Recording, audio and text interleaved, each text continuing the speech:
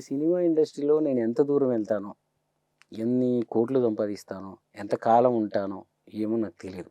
కానీ నా కళ్ళ ముందు, నా సరౌండింగ్‌లో ఆకలితో ఎవడు ఉండకూడదు. ఆళ్ళ ఆకలి తీర్చగలిగే స్థాయిలో నన్ను ఉంచు స్వామి, నేను ఇక్కడ చాలని చెప్పిన.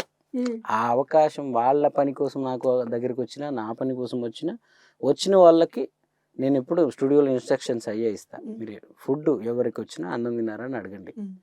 వాడెవడైనా గానీ తీసుకెళ్ళి ఆళ్ళకి అన్నం పెట్టండి ఫస్ట్ అంట. అది ఎప్పుడు మీరప్పుడు చూసారు వెంకటగిరిలో ఎంతమంది ఉండేవాళ్ళో.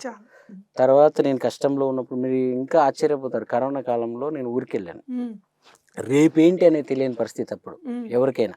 ఉన్నది దాచుకొని ఇంట్లో వాడు తలుపులేసుకొని బతుకుతున్న రోజుల్లో కూడా మీరు విన్న అద్భుతమైన పాటలన్నీ యూట్యూబ్‌లో కరోనాలో ఊర్లో చేసినవి.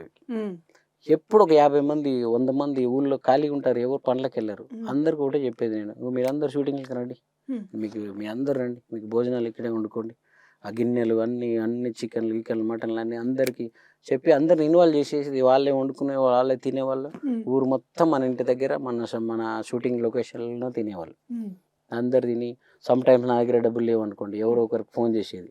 అన్న ఇది పాట చేస్తున్నా, మీ పేరేస్తా దీనికి ప్రొడ్యూసర్‌గా స్పాన్సర్ చేయను, ఒక 50,000 పంపించు అనేటోడిని. వాడు పంపించేటోళ్ళు.